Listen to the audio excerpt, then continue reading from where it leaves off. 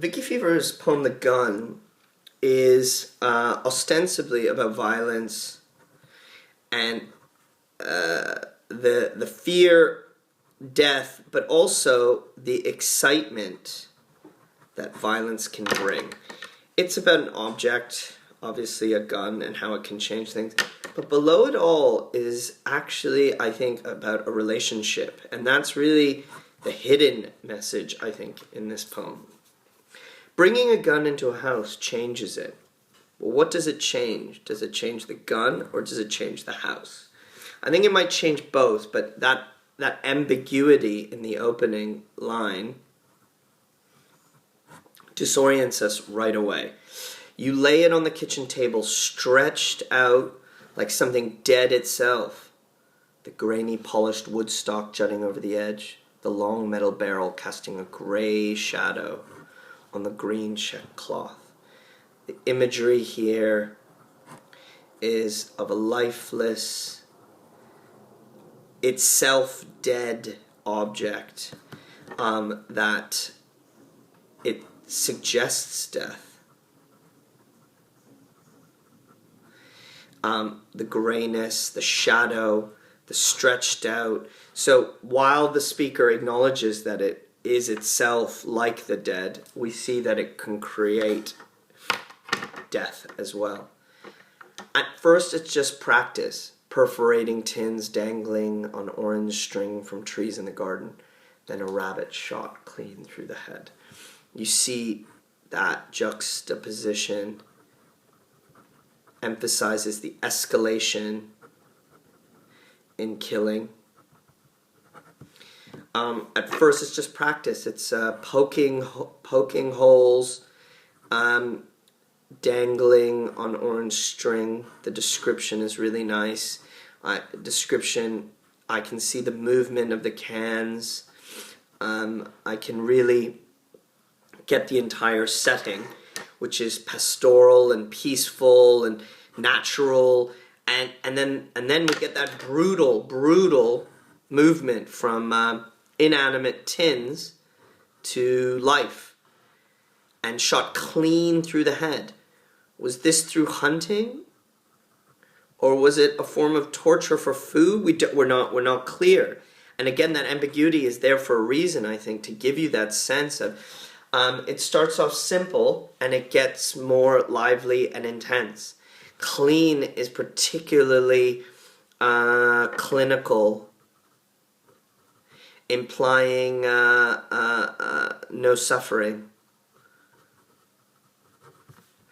Soon, time shift, soon, the fridge fills with creatures that have run and flown. Your hands reek of gun oil and entrails. You trample fur and feathers. There's a spring in your step. Your eyes gleam like when sex was fresh.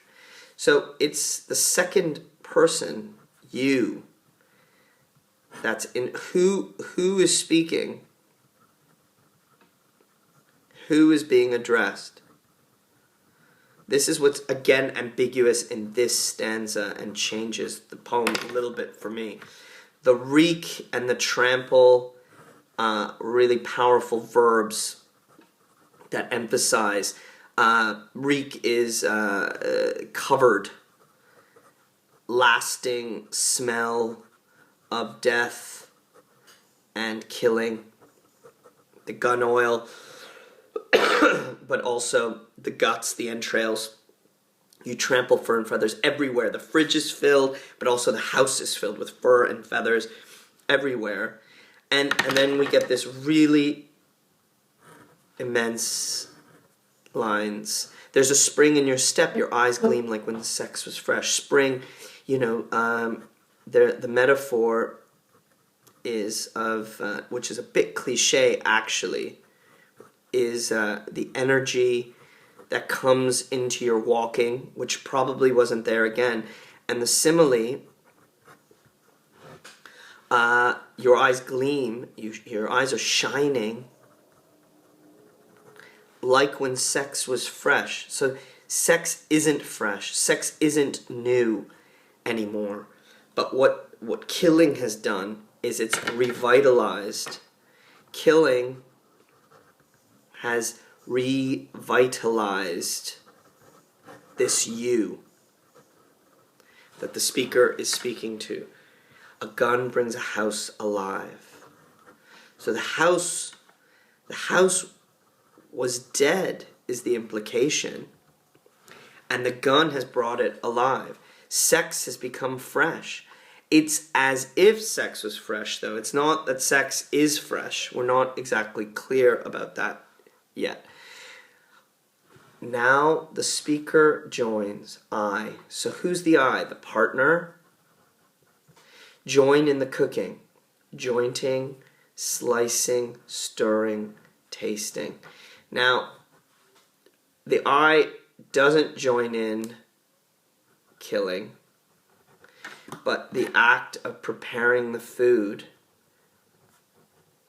taking the bones out, slicing, that's vegetables, but also meat, stirring the pot, and she, I think it's a she, but the partner is excited, is joyful, energized, and she describes this energy through another simile, which closes the poem, which is this vivid image of the king of death arriving to feast, stalking, hunting out of winter woods. So what is it hunting? What is the king of death hunting? But it's as if the king of death, stalking out of winter woods, his black mouth, that horrific image, horrific, deadly image, contrasting with the with life, sprouting, golden flowers, little purple flowers bursting from the mouth, because it is winter into spring, and there's a feast, there's a celebration to mark this transition.